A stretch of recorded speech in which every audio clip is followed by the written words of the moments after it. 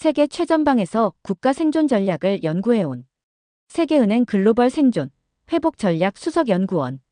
그가 22년간 분석해온 수백 개국 중 단 하나의 나라 앞에서 고개를 숙였습니다.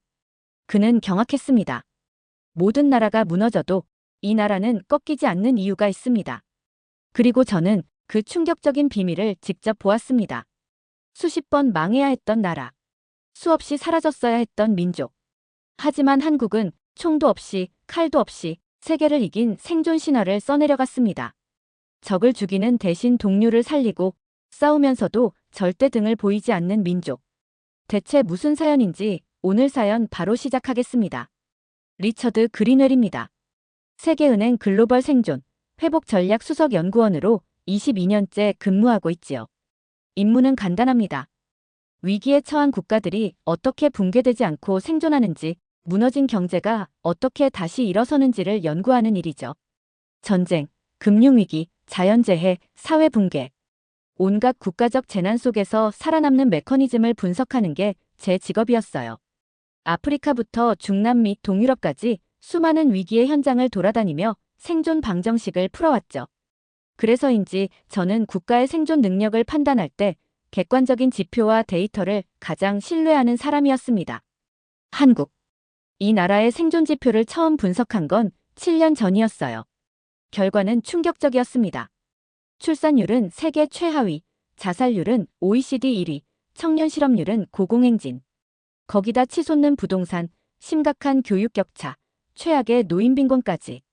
국가 생존력 측정 시스템으로 볼 때 이 나라는 고위험군이었어요. 생존 전문가로서 솔직히 말하자면 이쯤 되면 사회 시스템 붕괴가 임박한 것으로 판단하는 게 정석이었죠. 그런데 말입니다. 기이했어요. 한국은 붕괴되기는커녕 더 강해지고 있었거든요. 매년 수출 순위는 올라가고 기술력은 독일과 일본을 위협하고 문화적 영향력은 전 세계로 확장되고 있었습니다. 이건 생존 이론으로 설명이 안 됩니다. 워싱턴 본부 회의에서 한 동료가 고개를 저으며 말했죠. 우리 모델로는 한국은 이미 사회적 피로도가 임계점을 넘어 붕괴 단계에 진입했어야 해요. 그런데 오히려 회복력이 강화되고 있다고요? 그 말을 듣고도 쉽게 동의하지 못했어요. 만약 그게 사실이라면 이건 회복력의 문제가 아니라 우리가 아직 발견하지 못한 새로운 생존 메커니즘이 작동하고 있다는 의미일 수도 있으니까요. 그래서 결심했습니다. 직접 현장에 가보자. 시스템 이상이라고만 단정 짓지 말고 눈으로 보고 발로 확인하자. 수치 뒤에 숨은 한국만의 생존 전략을 파헤쳐보자. 어느 겨울 아침 인천공항에 도착했죠. 비행기 문이 열리자 차가운 공기가 폐 깊숙이 파고들었고 동시에 뭔가 이상한 기운이 느껴졌어요. 공항부터 시내로 이어지는 풍경이 굉장히 긴장감 있었거든요. 단순한 도시의 활기와는 달랐어요. 마치 어디선가 지금도 살아남기 위한 싸움이 벌어지고 있는 것 같은 묘한 분위기랄까? 고요한데 숨이 막히고 평범한데 심장이 쿵쿵 뛰는 그런 느낌이었죠. 버스에서 창밖을 바라보며 곱씹었어요. 도대체 이 나라는 어떤 생존 방정식을 풀어내고 있는 걸까? 서울 도심에 도착한 다음 날 직감했습니다. 여긴 연구의 완벽한 현장이구나. 표면적 평화 속에서 모든 사람이 무언가와 싸우고 있었어요. 지하철에서 조용히 책을 읽는 청년, 식당에서 혼자 밥을 먹으며 노트북을 켜놓은 중년, 심지어 버스 운전기사님조차도 초집중 상태였죠. 그들 모두가 자신과 시간과 미래와 싸우고 있었어요. 그 눈빛은 너무 뜨거웠죠. 헛웃음이 나왔어요. 아니, 이건 너무하잖아. 어쩌면 이들에게 생존은 진행형인 건가? 그날 밤 다짐했어요. 분석하지 말자. 이젠 관찰하자. 보고서를 쓰기 위해서가 아니라 진짜 생존의 비밀을 알기 위해서 한국을 경험하자. 그렇게 가장 흥미로운 국가 생존력 현장 조사가 시작됐어요. 그리고 아직도 잊지 못합니다. 처음 그 질문을 던졌던 회의실에서 적었던 노트 속 문장 한 줄. 한국은 모든 이론상 무너졌어야 했다. 그런데 지금도 강해지고 있다. 서울에 도착한 첫날 밤을 거의 뜬 눈으로 보냈어요. 한국은 데이터로 보던 위기의 나라가 아니었습니다. 다음 날 아침 의도적으로 이른 시각에 거리로 나가보기로 했죠. 새벽 6시 30분 호텔 근처의 지하철역으로 향했어요. 아직 어두운 하늘 아래서 사람들이 몰려들고 있었습니다. 수트를 입은 회사원, 작업복을 입은 중년 남성, 교복 차림의 학생들까지. 그야말로 사회 전체가 동시에 움직이는 유기체의 모습이었죠. 각자 다른 도구를 들고 각자 다른 목표를 향해 하지만 모두가 같은 시간에 움직이는 거대한 사회적 동기화의 현장이었죠. 지하철을 타자 더욱 확실해졌어요. 사람들은 말을 거의 하지 않았어요. 한 손엔 스마트폰, 다른 손엔 메모장이나 책. 옆자리에 앉은 청년이 손에 쥔 작은 포스트잇에 적힌 글귀를 보고 심장이 철렁했죠. 내가 오늘 포기하면 내일은 존재하지 않는다. 다시 한번 압도당했어요. 위기 지역에서 현장 연구를 많이 했지만 이 정도로 체계적이고 규율화된 생존 메커니즘은 처음 보았거든요. 한국은 국가 시스템 전체가 1분, 1초도 낭비하지 않는 시간 자원의 최적화가 이뤄지고 있었죠. 그런데도 놀라웠던 건 이 치열한 흐름 속에서도 질서가 무너지지 않는다는 점이었어요. 지하철 문이 열릴 때마다 누구 하나 밀지 않고 차례를 지켰고 어르신이 타면 자연스럽게 자리를 양보하더군요. 극도의 압박과 사회적 배려가 동시에 존재하는 나라. 생존 전략 연구자로서 정말 놀라운 관찰이었어요. 이후 서울시청 근처 대형 빌딩가로 향했어요. 출근 시간 막바지였죠. 수천 명이 쏟아져 나오는 그 거리에서 기이한 점 하나를 또 발견했어요. 아무도 뒤를 돌아보지 않았어요. 모두가 앞을 보고 걷고 있었고 고개는 숙여졌지만 눈은 흔들리지 않았죠. 이 사람들은 대체 어떤 집단적 목표를 향해 이토록 정렬되어 있는 거지? 모르게 중얼거렸어요. 그 순간 머릿속을 스쳐간 단어 하나가 있었어요. 역사적 회복력. 과거의 상처와 위기를 딛고 일어서려는 집단적 생존 의지의 표현이었죠. 한국인들은 조용히 그러나 결코 잊지 않고 앞으로 나아가고 있었어요. 그리고 그 회복력을 바탕으로 매일을 살아내고 있었던 거죠. 점심 무렵 한 청소 노동자 아주머니와 잠시 눈이 마주쳤어요. 그녀는 허리를 굽혀 청소기를 돌리며 지나가는 사람들에게 꾸벅 인사를 했죠. 그 모습이 어쩐지 위대해 보였어요. 누구도 주목하지 않지만 이 사회 시스템의 중요한 부분을 담당하며 묵묵히 자신의 역할을 다하는 분이었으니까요. 서울에 머문 지 사흘째 되던 날 한 고등학교를 방문하게 되었어요. 생존력 연구자로서 교육 시스템은 핵심적인 분석 대상이니까요. 한 국가의 회복력은 결국 다음 세대에게 어떤 기술을 가르치느냐에 달린 법이니까요. 이른 아침 7시 30분 학교 앞에 도착했어요. 하늘은 아직 어두웠고 도시는 막 깨어나려는 찰나였죠. 그런데 그 학교 앞 풍경은 믿기지 않을 정도였어요.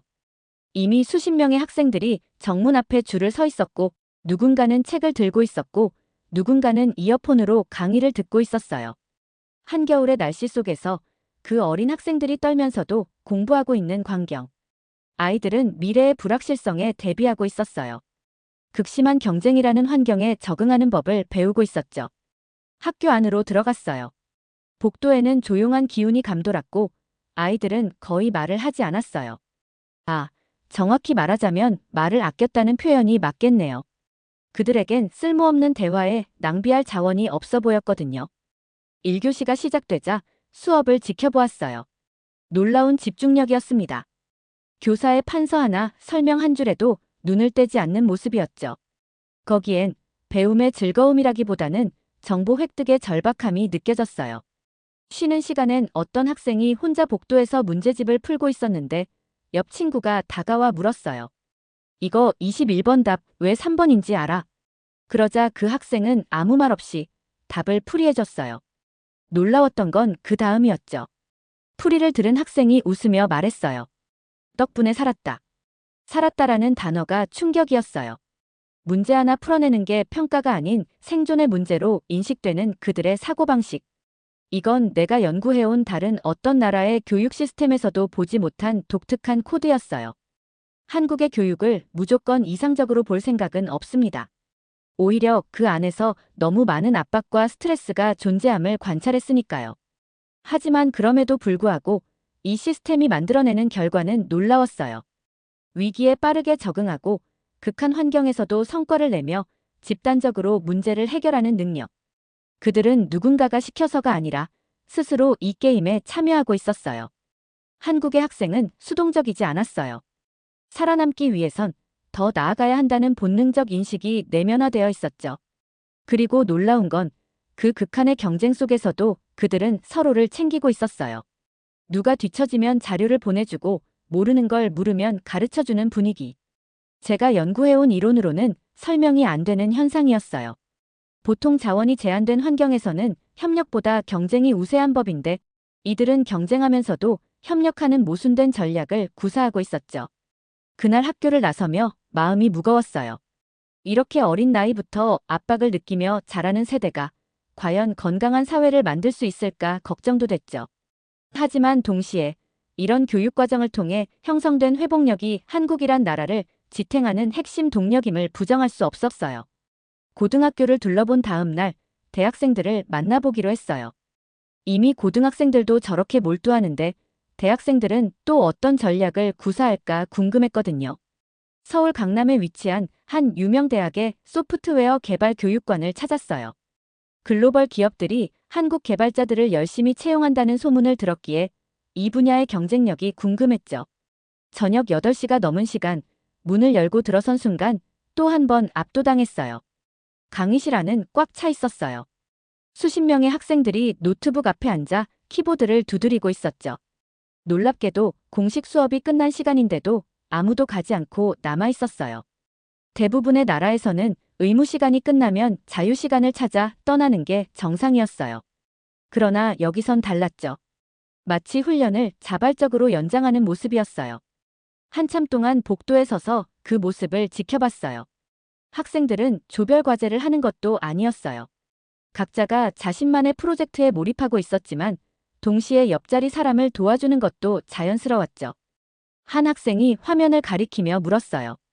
이 코드가 왜 오류 나는지 모르겠어. 그러자 옆자리에 앉은 친구가 고개를 갸웃거리다가 웃으며 답했죠. 포문 조건 잘못 줬어. 여기 한번 봐봐. 그 짧은 대화 하나에 벼락을 맞은 듯한 충격을 받았어요. 이건 내가 연구해온 전통적인 모델로는 설명할 수 없는 현상이었어요. 한정된 자원을 놓고 경쟁하는 상황에서 경쟁자에게 도움을 주는 행동은 비합리적이거든요. 하지만 이들은 그 비합리적 행동을 통해 집단 전체의 생존력을 높이고 있었어요. 개인의 적응력이 강한 사회는 많이 봤습니다. 하지만 이렇게 집단 전체의 회복력을 위해 자연스럽게 서로를 끌어올리는 문화는 연구해온 국가들 중 한국이 가장 뛰어났어요.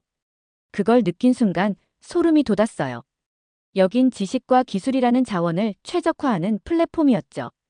밤 10시가 넘자 지도 교수가 강의실로 들어왔어요. 이제 좀 쉬어도 돼요. 학생들에게 그렇게 말했지만 아무도 자리에서 일어나지 않았어요. 오히려 더 집중하는 눈빛이더군요. 지도 교수와 짧게 대화를 나눌 수 있었어요. 이렇게까지 해야 하나요? 조심스럽게 묻자 그 교수는 담담하게 웃으며 대답했죠. 글로벌 환경은 변명을 용납하지 않습니다. 우리가 속도를 늦추는 순간 세계는 우리를 뒤처지게 만듭니다. 그래서 학생들은 알게 된 겁니다. 함께 발전하지 않으면 모두 도태된다는 걸요. 그 말을 듣는 순간 가슴이 뜨거워졌어요. 여기 있는 학생들은 코딩을 배우는 게 아니었어요. 글로벌 환경에 적응하는 법을 배우고 있었죠. 하루라도 쉬면 뒤처진다는 위기의식. 그러나 뒤처진 동료를 절대 버리지 않는 협력 정신. 그 두 가지가 동시에 존재하는 곳. 그게 바로 한국의 메커니즘이었어요. 여긴 뭔가 다르다. 정말 다르다. 하지만 아직 한 가지 퍼즐 조각이 남아 있었어요. 기업은 어떤 전략을 쓰고 있을까? 국가 회복력의 핵심은 결국 경제 시스템의 탄력성에 있기 마련입니다. 청년들이 아무리 치열하게 살아남기 위해 노력해도 정작 기업 생태계가 협력보다 양육강식의 원리로 작동한다면 그것은 지속 가능한 모델이 될 수 없으니까요. 중소기업 협동조합 연합회를 방문했어요. 한국 경제의 허리를 담당하는 수많은 중소기업들의 모임이었죠. 솔직히 말해서 기대는 크지 않았어요. 제가 연구해온 대부분의 국가에서 기업 생태계는 가장 약한 고리가 끊어지는 자연 도태의 법칙을 따르기 마련이었거든요. 하지만 한국은 또 한 번 제 예상을 뒤엎었어요. 협동조합 회의실에 들어섰을 때 20여 명의 중소기업 대표들이 빙 둘러앉아 대화를 나누고 있었어요. 주제는 놀랍게도 기술 공유와 상생 전략이었죠. 이번에 신기술 인증을 받았는데요. 개발 자료를 공유할게요. 감사합니다. 저희도 새 부품 설계 노하우 전해드릴게요. 귀를 의심했어요. 국가 생존력 연구자로서 이건 거의 볼 수 없는 광경이었어요. 일반적인 이론에서 기업들은 독점적 기술과 정보를 통해 경쟁 우위를 확보하려 하는데 이들은 그 귀중한 자원을 자발적으로 공유하고 있었거든요. 끝나고 한 대표에게 다가가 물었어요. 왜 이렇게까지 서로 도우시나요? 경쟁사의 기술을 공유하면 자사의 경쟁력이 떨어지지 않나요? 그 대표는 잠시 웃더니 이렇게 답했죠. 경쟁이요? 물론 경쟁합니다. 하지만 우리나라에선 한 기업이 무너지면 연쇄 도미노처럼 모두 위험해져요. 우리는 너무 많은 위기를 함께 겪어왔거든요. 혼자만 살아남는 전략은 더 이상 효과적이지 않다는 걸 깨달았어요. 이들은 단순한 경영 전략이 아니라 역사적으로 형성된 집단 생존 지혜를 실천하고 있었어요. 무수한 위기, 전쟁, 금융위기, 글로벌 경쟁들을 거치며 개별 기업의 생존보다 생태계 전체의 생존이 더 중요하다는 교훈을 체득한 거죠. 그것이 한국 기업들의 이상한 DNA였어요. 극심한 경쟁 속에서도 공생의 법칙을 잊지 않는 것. 그날 저녁 한 중소기업 공장을 견학하게 되었어요. 결코 럭셔리하지 않은 환경이었지만 직원들은 놀라운 집중력으로 일하고 있었습니다. 그리고 공장 한쪽 벽에는 커다란 문구가 붙어 있었죠. 혼자 살아남는 성공은 없다. 함께 성장할 때 진짜 경쟁력이 생긴다. 그 글귀 앞에서 한참을 서 있었어요. 대부분의 생존 전략 연구에서는 적자 생존이 기본 원칙인데 한국은 공생적 생존 모델을 개발해낸 거예요. 생각해보면 한국은 수없이 붕괴될 위기를 겪었습니다. 한국전쟁, 군사독재, 외환위기, 글로벌 금융위기. 그때마다 이 나라는 놀라운 회복력을 보여줬어요. 그리고 그 배경에는 바로 이런 묘한 집단적 생존 메커니즘이 있었습니다. 극한의 경쟁 속에서도 공동체를 최우선시한다. 서로 다투지만 위기 앞에서는 반드시 손을 잡는다. 이 특별한 전략을 한국인들은 너무나 자연스럽게 실천하고 있었던 겁니다. 이 나라의 기업들은 경쟁을 게임으로 변질시키지 않는다. 대신 생태계를 강화하는 도구로 활용한다. 그리고 깨달았습니다. 한국은 상생을 통해 함께하는 나라였죠. 그것이 제가 수치로는 절대 설명할 수 없었던 한국의 놀라운 회복력의 비밀이었습니다. 기업인들과의 만남이 끝난 후 서울을 잠시 벗어나기로 했어요. 도시의 복잡한 생존 시스템을 떠나 좀 더 근본적인 곳에서 한국의 회복력 메커니즘을 찾고 싶었거든요. 그렇게 도착한 곳은 경기도 외곽의 한 소도시였어요. 고층 빌딩 대신 낮은 주택들이 모여 있고 번화가 대신 작은 시장과 동네 상점들이 있는 평범한 곳이었죠. 그런데 그 마을에서 한국 회복력의 가장 근원적인 형태를 발견하게 되었습니다. 그날 오후 마을회관 앞에 사람들이 삼삼오오 모이기 시작했어요. 호기심에 따라가 보니 동네 장학기금 모금 행사라더군요. 연구자로서 정말 흥미로웠어요. 가난한 시골 마을에서도 교육을 통한 다음 세대를 위한 전략이 작동하고 있다는 게 놀라웠거든요. 사람들은 하나둘씩 봉투를 꺼내기 시작했어요. 5,000원, 만원, 어떤 이는 2만 원. 큰 돈은 아니었지만 모두가 당연하다는 듯 기부에 참여하고 있었죠. 옆에 앉은 할머니께 조심스럽게 물었어요. 이 돈 어르신 생활에 필요한 거 아닌가요? 그러자 그 할머니는 미소를 지으며 이렇게 말했어요. 나는 학교 못 갔지만 애들은 가야지요. 나보다 똑똑하면 마을이 잘 살게 돼요. 자신의 어려움을 감수하면서도 다음 세대의 능력을 높이려는 의지. 국가 회복력의 가장 기본적이고 강력한 형태였죠. 그리고 더 놀라운 건 그 다음이었어요. 바로 옆에 앉은 젊은 직장인은 이렇게 말했어요. 저도 아직 월세살이에요. 그런데 어릴 때 저도 이런 장학금 받았거든요. 이젠 갚을 차례죠. 가난했던 사람이 또 다른 가난한 사람을 위해 돈을 내는 모습. 그건 세대를 넘어 이어지는 자원의 순환 시스템이었죠. 그 광경은 제가 그동안 연구했던 어떤 경제적 생존 이론으로도 설명이 안 됐어요. 자원이 부족한 환경에서는 보통 이기적 행동이 증가하는 법인데 이들은 오히려 나눔의 크기를 키우고 있었거든요. 나중에 마을 이장님께 여쭤보니 우린 원래 그래요. 정말 간단한 말이었지만 이것이야말로 한국의 놀라운 회복력의 핵심이었습니다. 그날 밤 혼자 마을 앞 벤치에 앉았어요. 화려한 도시는 없었지만, 높은 빌딩은 없었지만 깊은 회복력의 지혜가 있었죠. 노트북을 켜고 이렇게 적었어요. 이 나라는 자신의 어려움에 무릎 꿇지 않는 민족이었다. 그리고 옆 사람까지 함께 일으키려는 집단 지성으로 무장한 공동체였다. 그 순간 세계은행에서 개발한 모든 회복력 측정 모델이 의미 없게 느껴졌어요. 그 어떤 수치나 통계도 나눔을 통한 생존이라는 메커니즘을 계량화할 수는 없으니까요. 이날 이후 확신했어요. 한국은 단지 물질적 자원을 공유하는 나라가 아니었어요. 한국은 지혜를 공유하는 나라였다. 그래서 결코 무너질 수 없는 민족이었다. 마을에서 돌아오는 길, 계속 생각에 잠겨 있었어요. 치열한 경쟁 속에서도 상생을 추구한다. 자원이 부족해도 나눔을 실천한다. 한 명도 포기하지 않는다. 이 나라 사람들은 도대체 어디서 이런 전략을 체득한 걸까? 세계 어디를 가도 누군가의 성공은 다른 이의 실패를 의미하고 자원이 제한된 상황에서는 협력보다 경쟁이 우세한 법이었죠. 그게 생물학적으로도 경제학적으로도 자연스러운 법칙이었습니다. 그런데 한국은 달랐어요. 제로섬을 넌제로섬으로 바꾸려는 집단적 노력이 사회 곳곳에서 관찰되었죠. 답을 찾기 위해 한국의 역사 박물관들을 방문하기 시작했어요. 국립중앙박물관에서 고려시대 청자를 보며 놀랐습니다. 이미 1000년도 더 전에 세계 최고 수준의 기술력과 미학을 갖추고 있었던 민족. 이런 문화적 자부심이 현대 한국인의 회복력에 영향을 미쳤을까요? 세종대왕 기념관에서 또 다른 중요한 단서를 발견했어요. 한글 창제의 근본 철학이 누구나 쉽게 배워 지식에 접근할 수 있게 하라는 것이었다니. 600년 전에 이미 지식의 민주화와 공유경제의 씨앗이 뿌려졌던 거예요. 아, 여기 있었구나. 한국의 회복력 DNA에는 지식과 기회를 모두에게 확장한다는 오래된 전통이 있었던 거예요. 그래서 마을 단위로 장학금이 존재하고 경쟁자에게도 기술을 공유하는 거였습니다.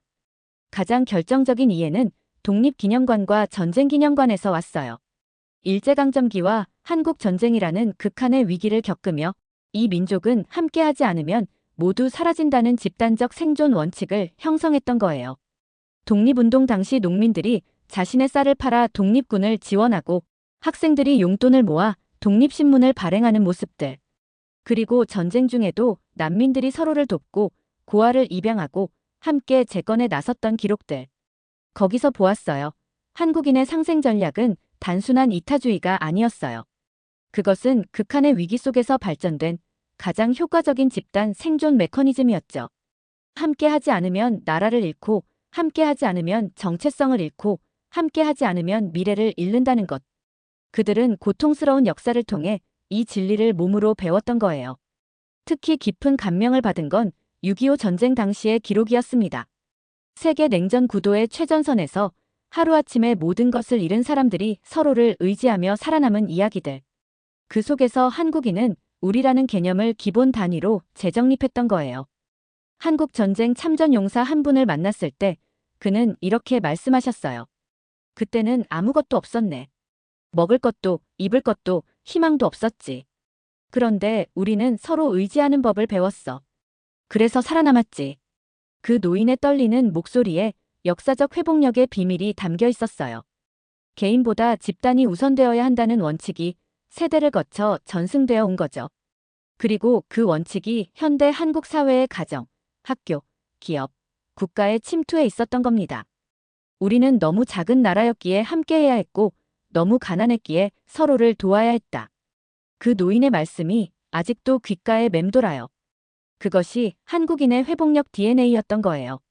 어떤 위기가 와도 무너지지 않는 이유, 모든 통계적 예측을 뛰어넘어 계속 성장하는 이유. 바로 그 특별한 지혜 속에 있었습니다.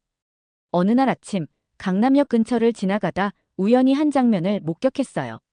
출근 시간, 지하도 입구에서 한 남성이 주저앉아 식을땀을 흘리고 있었죠. 제가 연구해온 많은 나라들에서라면 바쁜 출근길에 그런 광경은 무시되기 마련이었어요. 하지만 그 순간 놀라운 일이 벌어졌어요. 한 양복 입은 남성이 달려가 그 남성을 일으켜 세웠고 뒤따라오던 사람들이 하나둘씩 도와주기 시작했어요. 누군가는 물을 건네고 누군가는 경찰에 연락하고 누군가는 외투를 벗어 덮어주었죠. 그렇게 순식간에 그 바쁘고 치열한 아침 풍경 한복판에 집단적 돌봄의 순간이 생겨났어요. 가슴이 먹먹해졌어요. 이 나라 사람들은 자신의 경쟁을 포기하지 않았어요. 그러나 동시에 다른 사람도 외면하지 않았죠. 그건 이론으로 이해할 수 있는 게 아니었어요. 그건 본능 위에 쌓아 올린 집단적 지혜였죠. 함께 살아야 한다. 이 단순한 진실이 이 나라 사람들 안에는 DNA처럼 새겨져 있었어요. 그날 오후 한국 전쟁 기념관을 다시 찾았어요. 전쟁의 잔혹한 기록들 속에서 놀라운 회복력의 증거들을 발견했죠.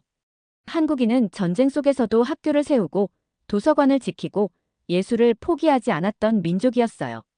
물리적 생존을 넘어 문화적, 정신적 회복력까지 갖추고 있었던 거예요. 우리는 나라를 잃었을 때도 희망을 버리지 않았다. 기념관 벽에 적힌 그 문구를 보는 순간 더 이상 의심할 수 없었어요.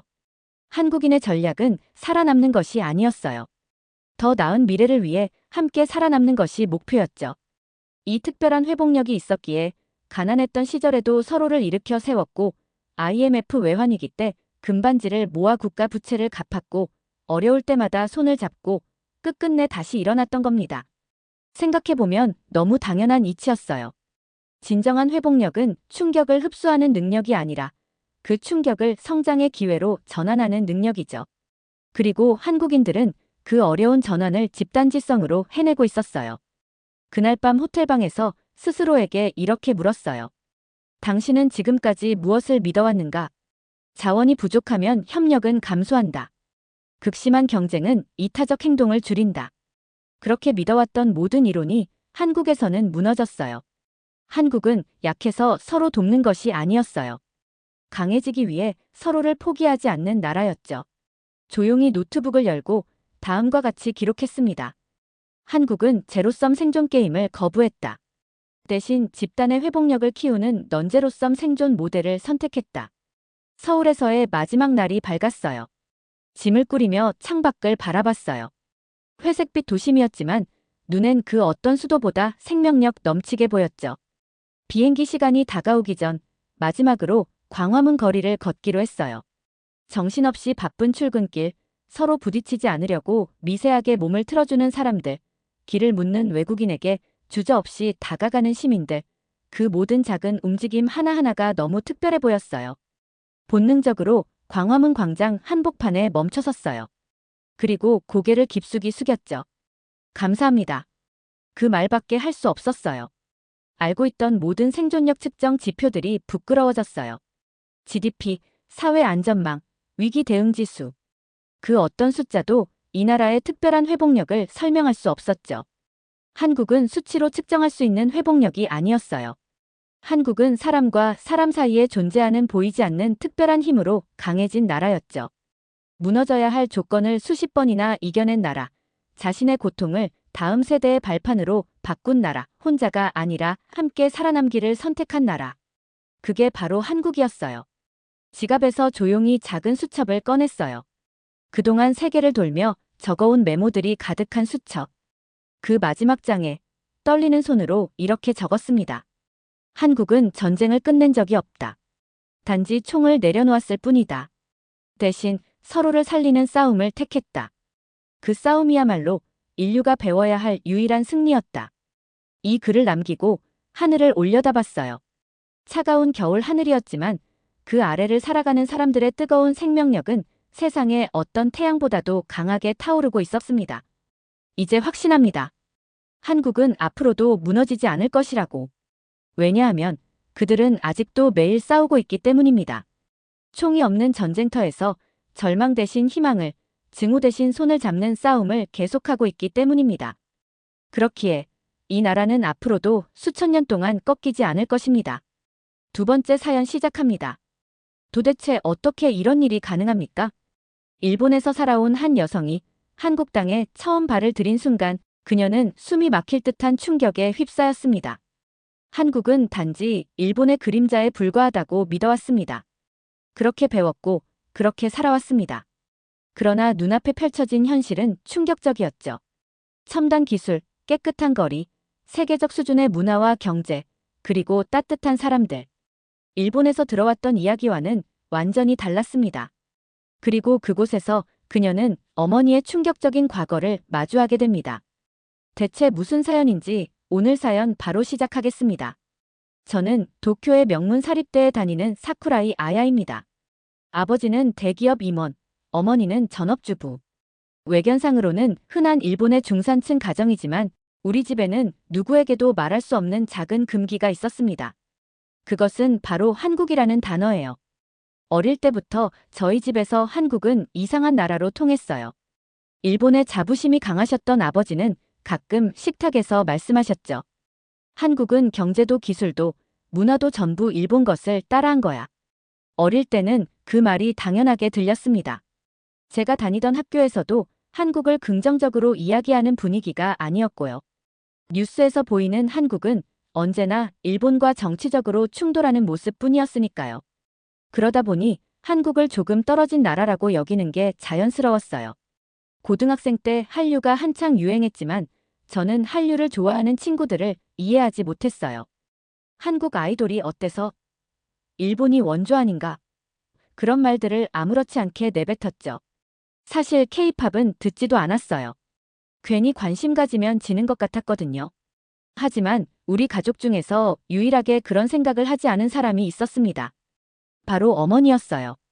어머니는 평소에 조용한 분이었어요. 늘 남편인 아버지의 의견에 맞춰 행동했고 집에서는 일본 문화 외에 다른 것을 말하지 않았어요. 어느 날 시험 공부를 하다가 물을 마시러 부엌으로 나왔어요. 그런데 거실에서 희미한 불빛이 새어나오고 있었습니다. 발소리를 죽이고 거실로 다가가 보니 어머니가 태블릿으로 한국 드라마를 보고 있었습니다. 그것도 눈물을 흘리면서요. 어머니는 평소 일본 드라마를 볼 때는 저런 모습을 보인 적이 없었어요. 순간적으로 제 머릿속에는 수많은 질문이 떠올랐습니다. 어머니는 왜 한국 드라마를 보면서 우는 걸까? 그날 이후 저는 어머니를 유심히 관찰하기 시작했습니다. 그리고 몇 가지 이상한 점을 발견했어요. 어머니는 한국 관련 뉴스를 볼 때면 아무 말 없이 조용히 화면을 응시했어요. 그리고 자막 없이 한국어로 된 드라마를 보실 때도 있으셨죠. 특히 아버지가 한국을 비판하는 이야기를 할 때면 젓가락질을 멈추거나 순간적으로 표정이 굳는 걸 본 적이 있었어요. 하지만 어머니는 아무 말도 하지 않으셨어요. 그리고 저도 어머니에게 직접 물어볼 용기가 나지 않았습니다. 그러던 어느 날 제 삶을 바꿔놓을 사건이 터졌습니다. 대학교에서 6개월간의 한국 교환학생 프로그램을 모집한다는 공지가 올라온 거예요. 저는 처음에는 관심이 없었어요. 하지만 주변 친구들이 하나둘 신청서를 제출하자 저도 그냥 흘려보기가 어려워졌어요. 친구 하나가 말했어요. 아야, 너도 한번 가보는 거 어때? 어차피 졸업하면 해외 경험이 필요하잖아. 사실 저도 고민하고 있었습니다. 졸업 후에는 해외에서 일하고 싶었고 한국도 최근에 경제적으로 성장한 나라라는 건 알고 있었으니까요. 그렇게 반쯤 떠밀리듯 신청서를 냈고 합격 통보를 받았습니다. 한국 출발 전날 짐을 싸는 동안 어머니께서는 조용히 저를 지켜보고 계셨습니다. 아야, 다 챙겼니? 네, 거의 끝났어요. 짐을 마무리할 무렵 어머니께서 조용히 다가오셨습니다. 잠시 머뭇거리시더니 봉투를 제 손에 꼭 쥐어주셨습니다. 봉투를 열어보니 한 장의 메모가 들어있었습니다. 깨끗한 종이 위에 정성스러운 필체로 적힌 주소. 서울특별시 용산구 이촌로. 낯선 주소였습니다. 이게 무슨 주소예요? 엄마가 예전에 알고 지내던 분이야. 이번에 한국에 가서 시간이 된다면 내가 찾아가서 인사라도 드렸으면 좋겠어. 알고 지내던 분이요? 어머니는 짧게 고개를 끄덕이셨습니다. 그래. 아주 오랜만에 연락했는데 내가 직접 만나 뵙는 게 좋을 것 같아. 근데 왜 엄마가 직접 가지 않아요? 어머니는 잠시 대답을 망설였습니다. 그러다 이내 짧게 웃으며 고개를 저었습니다. 엄마는 여러 가지 사정이 있어서 내가 가서 대신 전해줬으면 해. 그 말이 이상하게 들렸습니다. 내 아빠한테는 이야기하지 말고. 그 순간 머릿속에서 뭔가 스쳤습니다. 아버지는 한국에 대해 별로 좋은 감정을 가지고 계시지 않은 분이시죠. 어머니가 한국에 대해 이야기할 때면 그냥 조용히 넘어가거나 때때로 탐탁지 않은 표정을 짓곤 하셨으니까요. 어머니는 애써 아무렇지 않은 듯 웃으며 제 어깨를 가볍게 두드리셨습니다. 너무 부담 갖지 말고 시간이 되면 들러보기만 해도 좋아. 저는 아무 말 없이 메모를 내려다보았습니다. 비행기가 서서히 활주로를 따라 이동하는 동안 창밖으로 거대한 유리 건물이 보였어요. 여기는 인천국제공항입니다. 바깥 기온은 영상 12도이며 한국 시간으로 오전 10시 30분입니다. 기내에 앉아있던 승객들이 하나둘 일어나 짐을 챙겼습니다. 저도 기내용 가방을 들고 천천히 자리에서 일어났어요. 출국 전까지도 실감이 잘 나지 않았는데 이제야 정말 한국 땅을 밟게 된다는 생각이 들었습니다. 비행기에서 내리는 순간 공항 내부의 풍경이 한눈에 들어왔어요. 예상보다 훨씬 현대적인 시설이었죠. 높은 천장과 넓은 공간, 바닥에 반사된 조명이 공항 전체를 밝게 비추고 있었어요. 한국에 오기 전 인천국제공항이 세계적으로 유명하다는 이야기를 들은 적이 있었어요. 하지만 직접 보니 느낌이 전혀 달랐습니다. 공항은 세련되고 정돈된 분위기였으며 어디를 가든 직관적인 안내 표지판이 눈에 잘 띄더라고요. 일본의 나리타 공항과 비교해도 시설 수준이 훨씬 앞선 것 같아 보였어요. 입국 심사대로 향하는 동안 공항 곳곳에서 자동화된 시스템이 눈에 띄었어요. 최신식 보안 검색대, 셀프 체크인 키오스크, 그리고 무엇보다 놀라운 것은 공항을 돌아다니며 정보를 제공하는 로봇이었죠. 로봇은 한국어뿐만 아니라 영어, 중국어, 일본어까지 여러 언어를 지원하고 있었어요. 화장실은 어디인가요? 일본어로 물어보니 로봇이 즉시 반응했습니다. 화장실은 오른쪽으로 20m 가시면 있습니다. 안내해 드릴까요? 순간 깜짝 놀랐습니다. 공항에서 이런 수준의 서비스 로봇을 활용하는 것은 처음 보는 광경이거든요. 일본에서도 자동화된 시스템이 많다고 생각했는데 한국의 기술 수준과는 비교조차 되지 않았어요. 짐을 찾은 뒤 공항을 빠져나가려는데 친구 유이가 저를 불렀습니다. 여기 봐봐. 한국 교통카드 시스템이 정말 대단하대. 유이가 가리킨 곳에는 팀원이라는 이름이 적힌 안내판이 있었어요. 카드를 한번 충전하면 전국의 버스와 지하철, 택시까지 사용할 수 있다고 적혀 있었습니다. 일본에서는 지역마다 교통카드가 다 다른데 한국은 하나로 해결되는 거야? 그렇대. 편의점에서도 사용할 수 있대. 솔직히 조금 놀랐어요. 일본이 전 세계적으로 대중교통이 잘 발달된 나라라고 생각했는데 한국은 훨씬 더 편리한 시스템을 갖추고 있는 것 같았거든요. 짐을 챙긴 후 우리는 공항철도를 타기 위해 이동했습니다. 플랫폼에 들어서자마자 눈에 들어온 것은 깨끗한 대합실과 전광판이었어요. 전광판에는 실시간 도착 정보가 상세하게 표시되어 있더라고요. 첫 인상이 어때? 유이가 웃으며 물었습니다. 저는 창문 밖으로 펼쳐진 풍경을 바라보며 대답했습니다. 솔직히 말해서 놀라워. 아버지가 말했던 것과는 너무 다르잖아. 아버지는 늘 한국을 후진국 취급했지만 제가 보고 있는 풍경은 그와 전혀 달랐어요. 공항철도는 시간이 정확하게 맞춰 도착했고 좌석도 넓고 깨끗했어요. 전반적인 관리 상태가 너무 좋아서 오히려 어색할 정도였죠. 서울역에 도착한 후 우리는 숙소로 이동했습니다. 한국에서의 생활이 본격적으로 시작되는 순간이었습니다. 처음 며칠 동안은 낯선 환경과 문화 차이 때문에 조금 긴장했지만 생각보다 적응이 빨랐습니다. 아니, 오히려 한국에서의 생활이 점점 재미있어지고 있었어요. 제가 배정받은 기숙사는 생각보다 훨씬 현대적이었죠. 방마다 개별 화장실과 샤워실이 있었고 공용 주방과 세탁실도 깔끔하게 정리되어 있었어요. 룸메이트는 한국인 여학생이었습니다. 처음에는 언어가 조금 걱정되었지만 다행히 그녀는 일본어를 어느 정도 할 줄 알더라고요. 아야, 일본에서 왔다고 했죠? 네, 맞아요. 혹시 한국 음식 잘 먹어요? 그녀는 처음부터 밝고 친절했습니다. 덕분에 어색함이 줄어들었고 몇 번 대화를 나누면서 자연스럽게 친해졌습니다. 아야, 내일 저녁에 같이 밥 먹을래요? 기숙사 근처에 맛있는 떡볶이집 있어요. 처음에는 한국 음식이 제 입맛에 맞을지 걱정했지만 직접 먹어보니 예상보다 훨씬 맛있었습니다. 맵지만 중독성 있는 떡볶이, 달콤하고 바삭한 치킨, 그리고 깊은 맛이 나는 김치찌개까지. 일본에서도 한식당을 가본 적은 있었지만 한국에서 직접 먹는 음식은 완전히 차원이 달랐어요. 한국에 오기 전 저는 일본에서 한국인들은 외국인에게 배타적일 수 있다는 이야기를 몇 번 들었습니다. 하지만 현실은 완전히 달랐죠. 길을 잃고 헤매고 있을 때 한 젊은 남성이 다가와 말을 걸었습니다. 혹시 어디 가세요? 이곳을 찾고 있는데.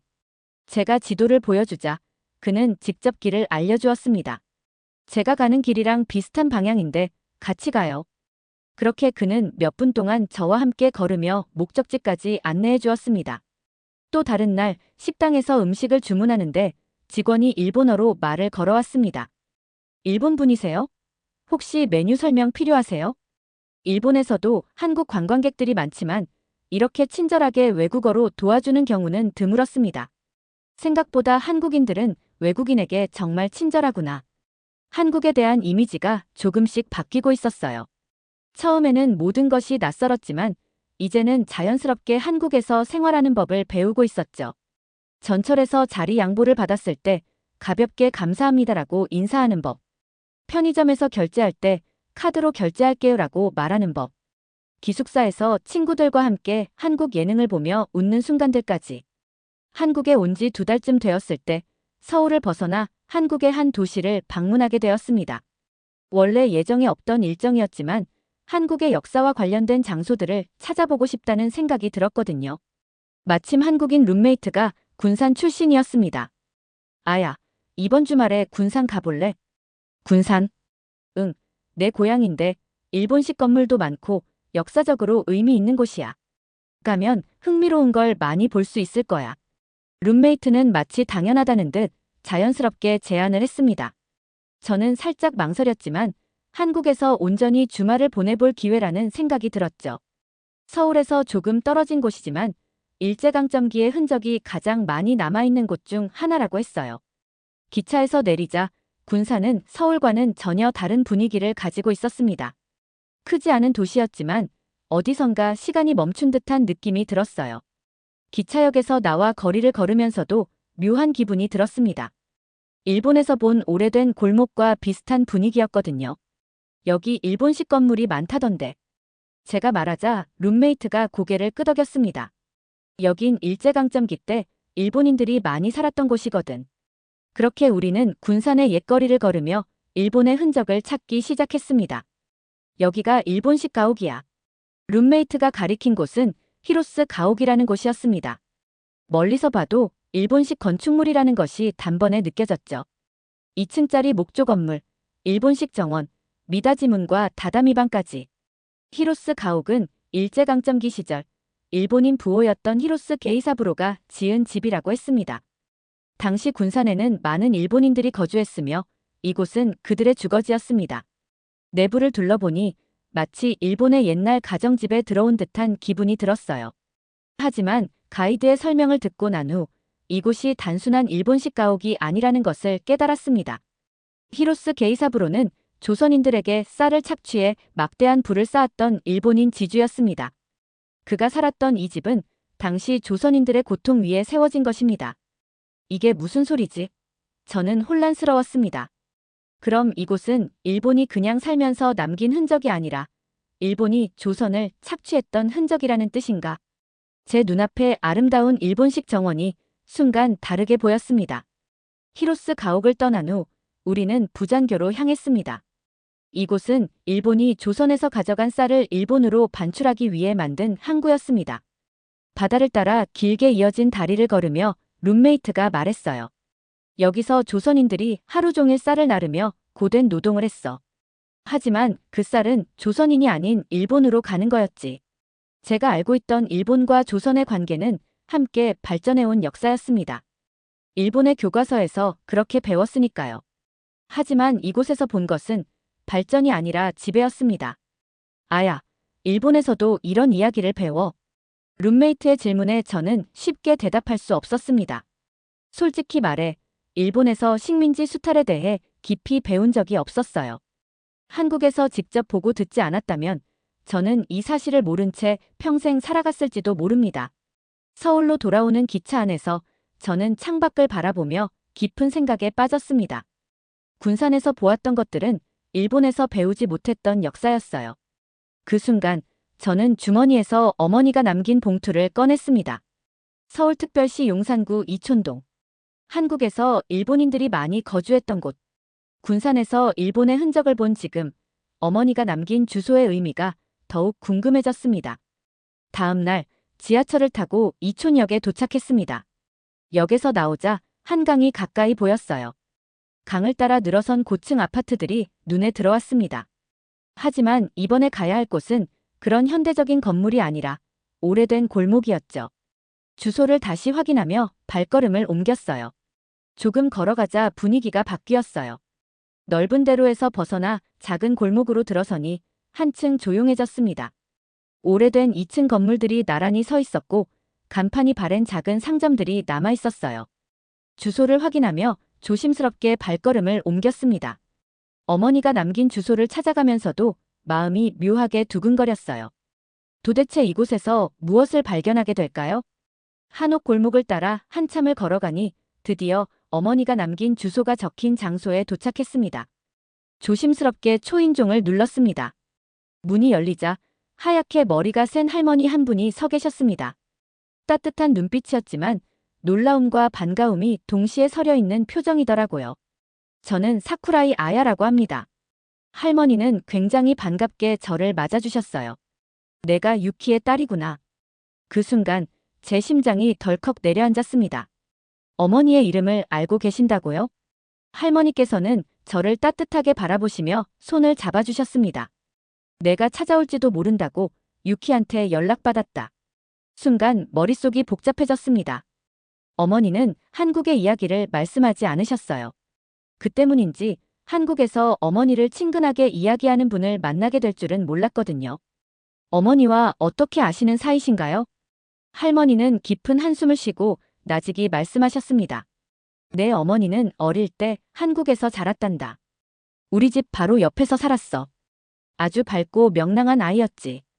우리 가족과도 정말 친했고 한국어도 일본어만큼이나 능숙했단다. 머릿속이 하얘졌습니다. 어머니가 어릴 때 한국에서 살았다고요? 저는 지금껏 그런 이야기를 들어본 적이 없었습니다. 어머니는 일본에서 자란 걸로만 알고 있었거든요.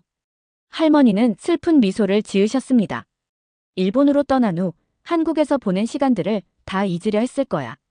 하지만 내가 이곳으로 온 걸 보면 결국 그 기억을 너에게 전하고 싶었나 보구나. 할머니께서는 방 안에서 낡은 사진 한 장을 꺼내 오셨습니다. 사진 속 어머니는 지금과는 전혀 다른 모습이었어요. 환하게 웃고 있는 모습이 마치 이곳에서의 생활이 얼마나 행복했는지를 보여주는 듯했죠. 따뜻한 차 한 잔이 놓여진 바닥에서 저는 할머니의 이야기를 조용히 기다렸습니다. 내 어머니 유키는 한국에서 정말 행복한 시간을 보냈단다. 할머니의 목소리는 조용했지만 그 속에는 깊은 감정이 담겨 있었습니다.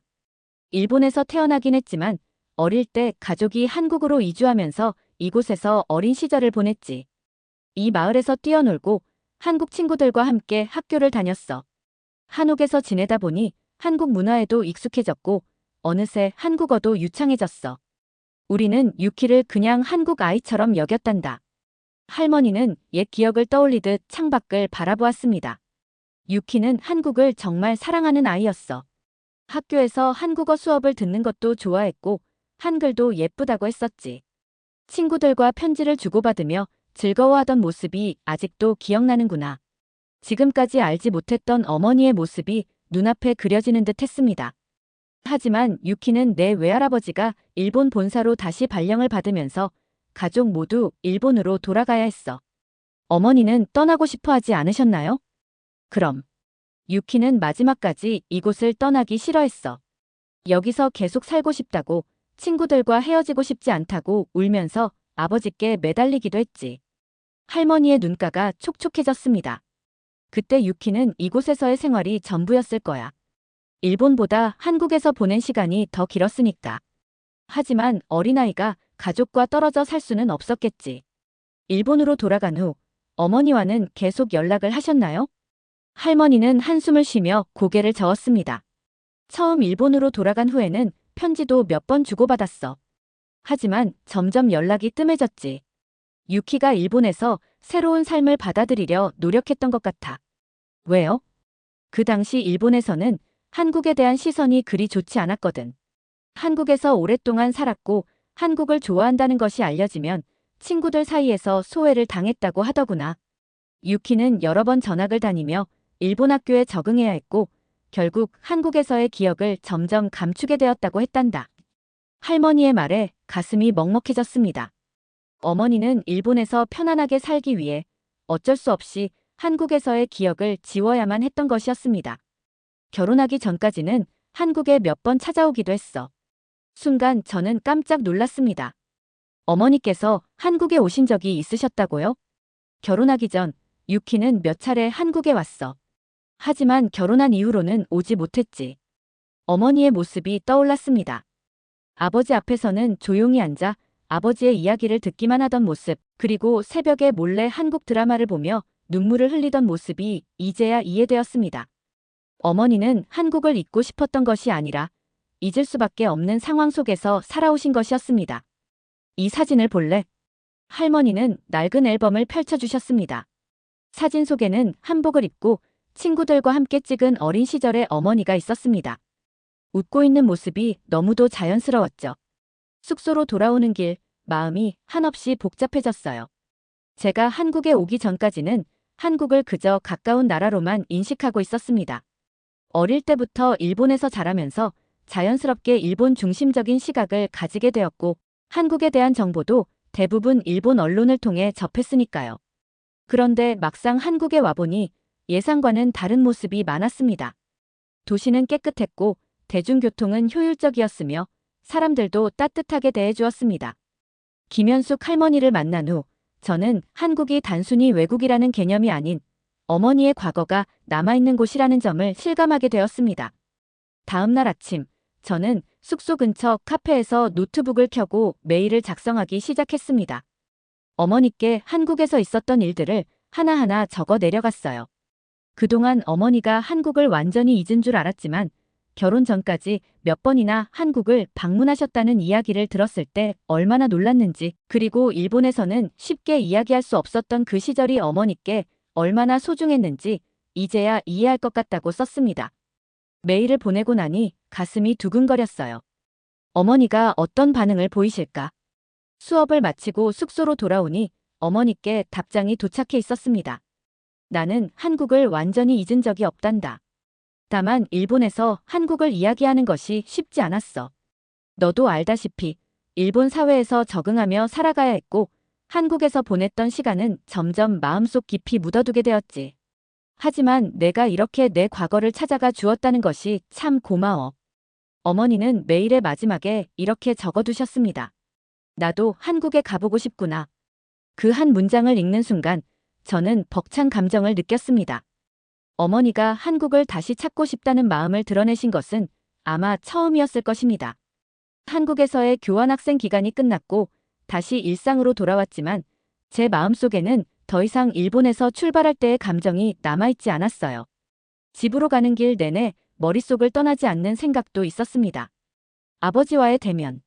아버지는 언제나 한국을 후진국이라고 말했고 일본이 한국을 발전시켰다고 가르쳐왔습니다. 그런 아버지 앞에서 이제는 제가 경험한 한국의 진짜 모습을 말해야만 했거든요. 하지만 평생 엄격했던 아버지께 그런 이야기를 한다는 게 많이 두렵기도 했어요. 집으로 들어서자 어머니가 먼저 반갑게 맞아주셨습니다. 그러나 거실에 앉아 신문을 접고 있는 아버지의 표정은 싸늘했습니다. 저는 잠시 숨을 고르고 용기를 내어 입을 열었습니다. 저 다녀왔어요, 아버지. 한국에서 많은 것을 배우고 왔어요. 한국은 일본에서 배운 것보다 훨씬 발전했고 문화적으로도 대단한 나라더라고요. 거리도 깨끗하고 사람들도 친절했어요. 아버지의 표정이 점점 굳어졌습니다. 저는 무서웠지만 용기를 내기로 했습니다.